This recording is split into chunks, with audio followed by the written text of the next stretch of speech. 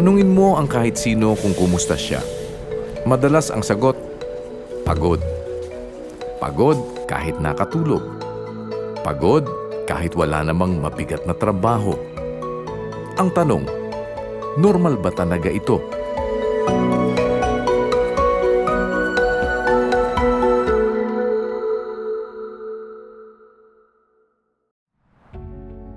Sanay na tayo sa pagod. Iniisip natin na bahagi lang ito ng buhay, ng trabaho, ng responsibilidad. Pero ang katawan ay hindi nakadisenyo para laging mapagod. Kapag sinabing pagod, minsan ang iniisip dahil sa sobrang katatrabaho at sobrang sipag. Pero hindi lahat ng pagod dahil sa sobrang trabaho. Pero pagod po na galing sa loob. Ang katawan natin ay parang gumagawa ng enerhiya. Kinukuha nito ang lakas mula sa pagkain, galaw at pahinga. Kapag maayos ang proseso, may sigla tayo. Kapag hindi, kahit magpahinga ka, pagod ka pa rin. Hindi tamad ang katawan. Nahihirapan lang itong gumawa ng enerhiya. Isipin natin ang ating katawan na parang cellphone. Kapag ka low bat, gumagana pa, pero mabagal na at mabilis maubos. Ngayon, isipin natin, kahit na isaksak mo, pero sira yung charger, hindi rin ito magcha-charge ng maayos. Ganito po yung chronic fatigue. May tulog ka, may kain ka, pero hindi maayos ang charging. Kapag laging mataas ang asukal, kulang sa galaw, puyat at stressed, hindi maayos ang paggawa ng enerhiya.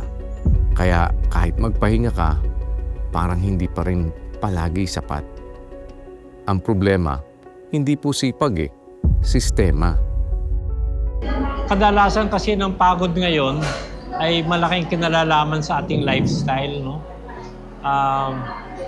Unang-una, yung pagkapuyat, kakulangan sa tulog. Sabi nga nila, kailangan at least 5 hours nakatulog ka.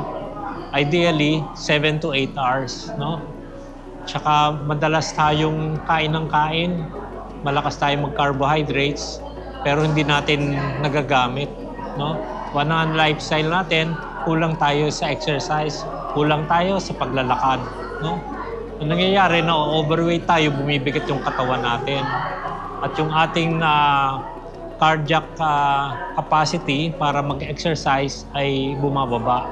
Yung muscle natin, humihina, kulang kasi sa gamit, no?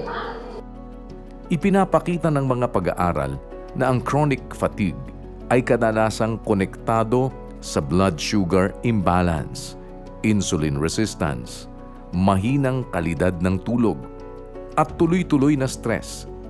Hindi ito bigla, unti-unti itong nabubuo. Kaya po minsan hindi sapat yung tanong na nakakapagpahinga ba ako? Mas mahalaga po yung tanong na maayos bang gumagawa ng enerhiya ang katawan ko? Hindi kailangang baguhin ang lahat. Madalas, sapat na ang tamang simula. Bawasan ang puro matatamis at mabilis tunawin na pagkain. Huwag gawing matatamis na inumin ang pangunahing enerhiya. Gumalaw kahit kaunti araw-araw. Ayusin ang oras ng tulog. Magpahinga bilang bahagi ng pag-aalaga sa katawan. Ang insulin resistance ay pwede ring mag-cause nun kasi nga gawa nga ng pagka-overweight.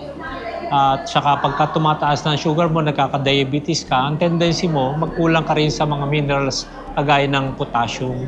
No? At ang potassium ay parang, pag tinitingnan ko yung diet natin ngayon, kulang talaga tayo sa potassium. No? Malaki kasi requirement natin sa potassium.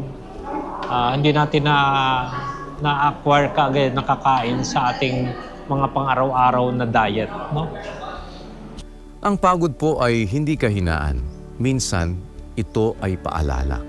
At kapag inalagaan natin ang katawan, bumabalik ang lakas. Hindi normal ang palaging pagod at hindi ito dapat ipagwalang bahala. Kapag binigyan natin ang katawan ng tamang pagkain, tamang galaw, tamang pahinga, at tamang oras, bumabalik ang lakas. Dahil ang tunay na sigla ay hindi galing sa pagpipilit, kundi sa pag-unawa.